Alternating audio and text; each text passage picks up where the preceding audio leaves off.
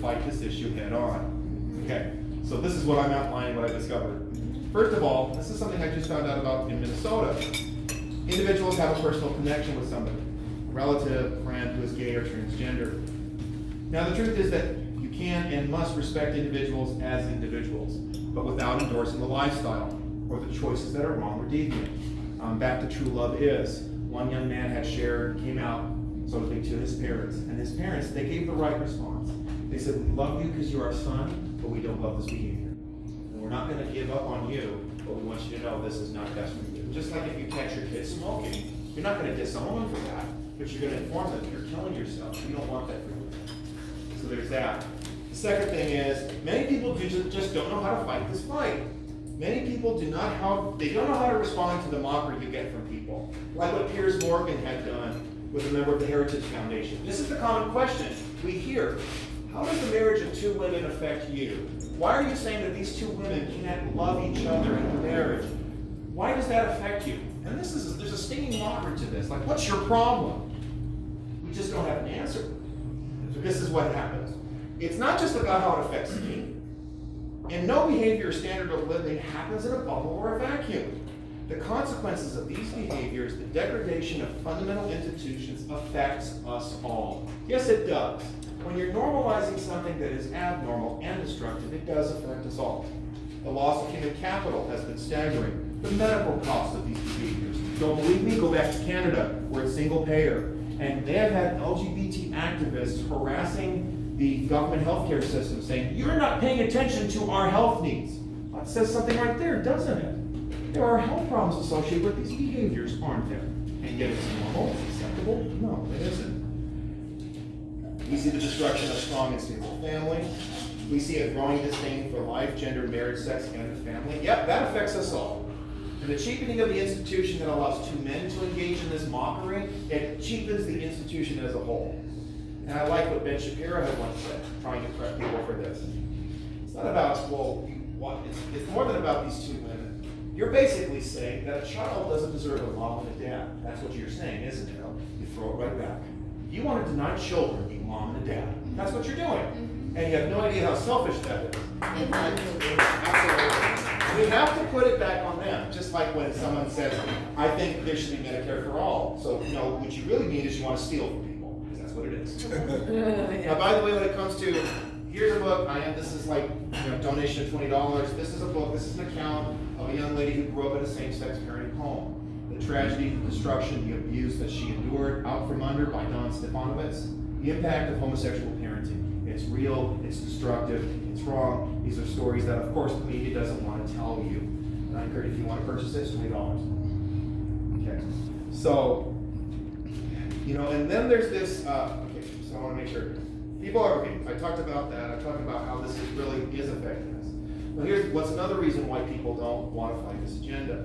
People are afraid to be labeled. They're afraid to be labeled prejudiced, homophobic, transphobic, bigoted. Okay, just raising hands, not calling out or giving you the details. But how many of you lived under the Soviet Union? How many of you lived under that tyranny? Okay, it is astonishing. You guys survived and thrived.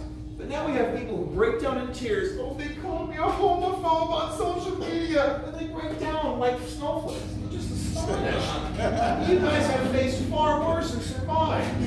It's just unreal. But our cultural and political discussion has been bound up also in this, I don't want to be called a discriminator.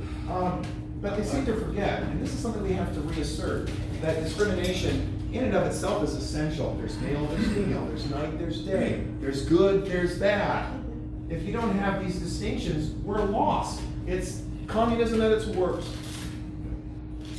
And so this has been pushed in our faces. They give the sinister definition. We can't have, we have the sinister, we have the negative connotation. Discrimination is an unjust or prejudicial treatment of individuals. But those categories are just, if they're immutable categories, it's one thing. But as I mentioned earlier, homosexuality, transgenderism, these are not immutable, they're mutable. People have changed, they come back, people struggle with homosexuality, they get out of it, and you're not born that way, you're not immutable. They should be treated as civil rights. The fear of pointing out the obvious also comes from a fundamental problem which all liberals struggle with. and it's the so-called unified theory of progressivism. This is what Evan Sayed talked about in 2007. They believe, liberals believe, it is wrong to discriminate, period, to draw distinctions or differences. Their belief is you can bring the supernatural utopia to this world if we get rid of all of that, like the song that John Lennon had sung, Imagine a World Without Wars and Fights and this and that. If we just get rid of the distinctions, and anybody who affirms those distinctions needs to be repressed immediately. Wow. We've got to get this discussion mainstream. If more of us will simply state the truth, you're not born that way. You're not born in the wrong body. And no, you may not treat sexual dysfunction as a civil right. We will have shaped the discussion and the culture. After all, they can't arrest us all. More of us just need to simply state the truth. I think, this is something I had percolated about and I wanted to add at the end. Ann Coulter, we know, has bellyached about illegal immigration for decades. And that's good, she should. She had lamented in 2015, nobody wants to talk about illegal immigration. People want to talk about abortion, they want to talk about Israel, they want to talk about tax reform, but they don't want to talk about illegal immigration. And she was right. There was an insistence on suppressing the numbers of moms and dads who lost children to illegals. Nobody wants to talk about the drain of the welfare system, unless you're Tom Tancredo, or unless you're Ted Cruz, perhaps. But now we read in the newspapers all the time about illegal immigration. The mainstream media wants to prep it up as something good. We need more immigrants, so-called. They want to phase out the distinction between illegal and illegal. We hear about it all the time now. Illegal immigration is now mainstream as a discussion point. But I want to say to you, there's another issue we're not allowed to talk about, and that's this LGBT agenda. And this has even happened in conservative websites. Ben Shapiro had one writer, and she was going after the homosexual agenda. He fired her. What's going on here? Even conservatives don't talk about this. I don't hear the Blaze writing about this. I don't hear Tucker Carlson talking about this. Not one of these conservative writers and news reporters is even talking about the Equality Act, how it is essentially the most unequal piece of legislation coming our way. Not one of them wants to talk about it. And to me, I'm fed up with this. Tucker Carlson, he puts off this, we'll say whatever we want to, and I'm not going to be intimidated by Mediate or whatever else. How come you haven't talked about the Equality Act, Tucker? Rush Limbaugh, why are you silent on this issue? Yeah. And maybe one of those three things. And I've started looking at this. You look at some nobody mayor from, what city, South Bend, I guess? Yeah. And now he's like number 3 in Iowa. This is a guy who is now competitive in California against Kamala Harris. How does this even happen? I'm talking about Pete Buttigieg. Yeah. This guy has a lot of money behind him. The Chamber of Commerce has lost their lobbying power in Washington. But I see this LGBT taking up the vacuum. Yes. And that's really scary. Yes. And it's a lot of corporate money. Thank you. This is a big problem. Are media personalities that afraid? Look what even happened to Judge Pirro. She said true things about Islam and she got shut down for a few weeks. She came back. Yeah. But it's a different story if you say, you're not born gay and stop forcing that on me. I defy you. Show me one national conservative that's had the guts to say that. Who? Well, Alex Jones, Alternative News. And look what's happened to him. Yeah, where is he? That's a good one, though. No, I appreciate it. But let me finish. Hold on. Let me finish this first because I want to have this discussion. We're going to wrap it up, okay?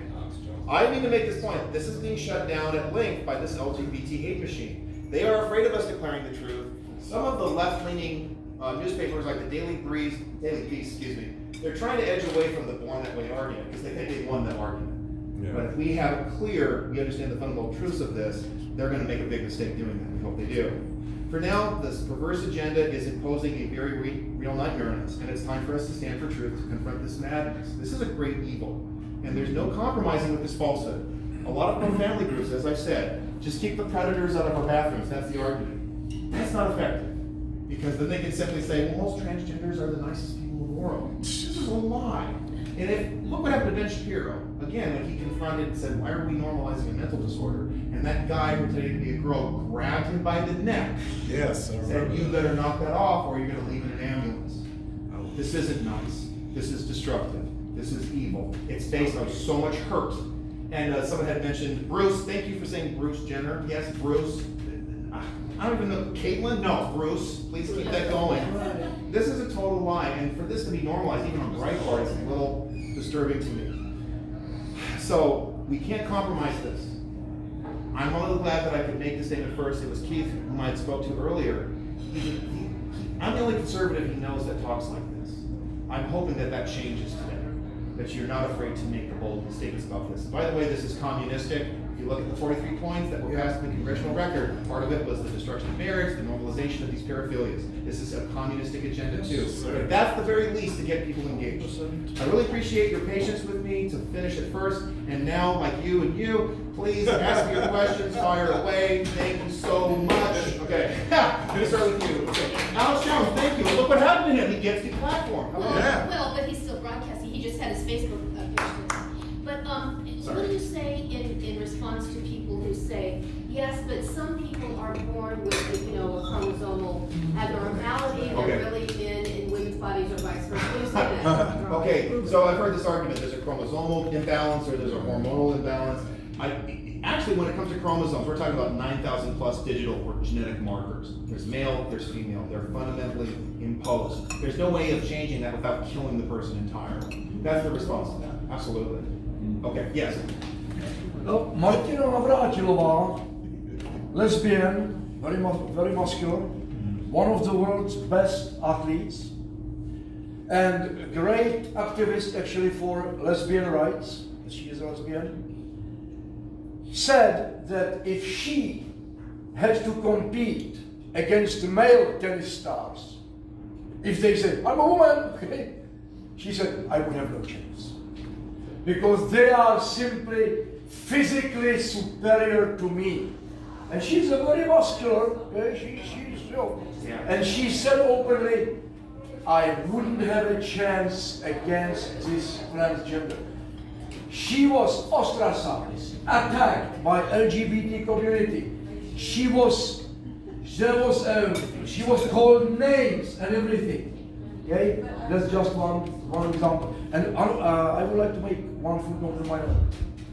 I understand that being homosexual is very difficult. Okay? I believe that homosexuals are not homosexuals voluntarily. I have some homosexual friends and I know from them, when they entered the puberty, they started realizing that they were different. Something wasn't right. Okay? And they had big problem with it, and they suffered. And then, like Philip or my friends came to his father, who was a widower, and said, Daddy, I'm gay. And Daddy said, well, I'm very sad about it because it means I will never have grandchildren, but I love you anyway, you're my son. However, if two men want to live together, share a household, two women share a household, they have the registered partnership. If you share the household, you share the money and everything, hey, have the right to visit each other in a hospital or in a jail or whatever, fine. But marriage, no. Okay. Marriage is a cultural symbol, one of those on which our civilization stands and falls with. I'd like to respond. That's okay. It is essential. I'm glad that I'm here, and I expected to have a little more of a divergence. I do not accept that. This